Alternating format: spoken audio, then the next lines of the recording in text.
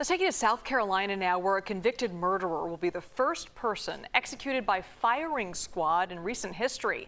This comes after a 2024 state Supreme Court ruling that execution by firing squad is not cruel and unusual punishment, as inmates can choose their method of execution. The other options are lethal injection or the electric chair.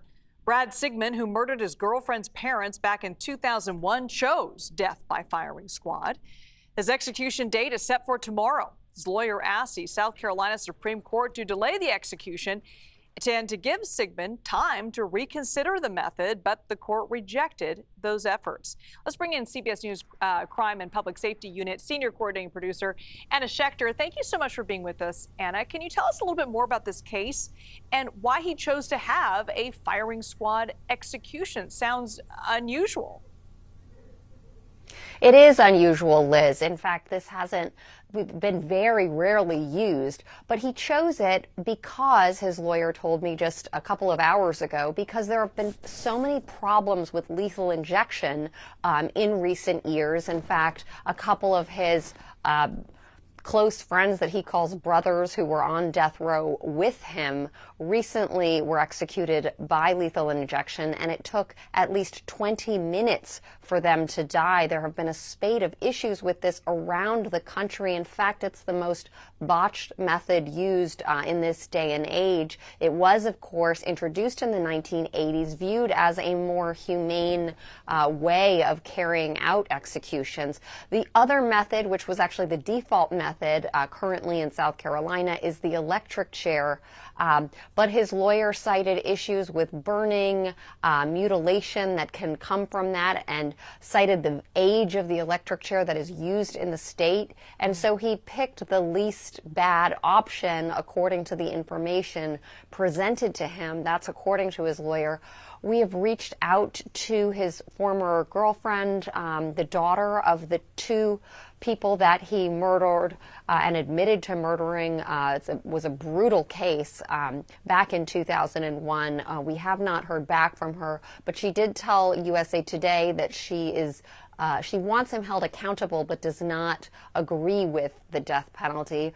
And I want to play a little bit of sound from his attorney from our conversation a bit earlier today, where he talks about the realities of choosing this method of execution. Let's take a listen. He knows what the firing squad will do to his body. He knows it's going to break his bones. He knows it's going to pulverize his organs.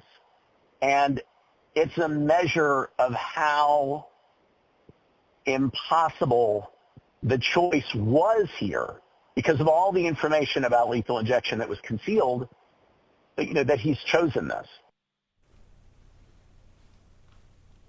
So that was his lawyer, Bo King, and what he's talking about there about lethal injection and the information that's concealed is he and his client were not able to obtain details about how the poison that is administered during the lethal injection was kept, at what temperature, was it properly kept in a cold and secure environment. And so without that information, his lawyer says he chose the method that he was least afraid of, despite just how violent the method is, Liz. Yeah, the details of these executions are grim there, Anna. Do any other states allow for execution by firing squad? How does it work?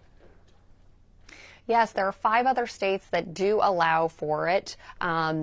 Utah is the one that where it's been used most often. Almost all of the executions have occurred in Utah when they've been done by firing squad, but it is very rare when compared with the other methods like the electric chair and lethal injection. So this is very rare, and there's a lot of attention. And I wanted to bring up the state of Idaho because there's actually a bill going to the governor's desk where death by firing squad could be the sort of main default way of carrying out an execution in that state if that bill is signed. I think this is a reflection of all the problems that we've seen with lethal injection, and I think it raises the question as a society about, do we want to do this? And the Trump administration has expressed its support for the death penalty in general, and it is available to prosecutors to seek in more states than it's not, in 27 states in the United States. So a very unsettling story to think about, and a reminder that execution is set for 6 p.m. tomorrow, and the governor can intervene. So it is up to the governor. He is the sole person who could step in and stop it tomorrow. All right, Anna Schecter, thank you so much for that report.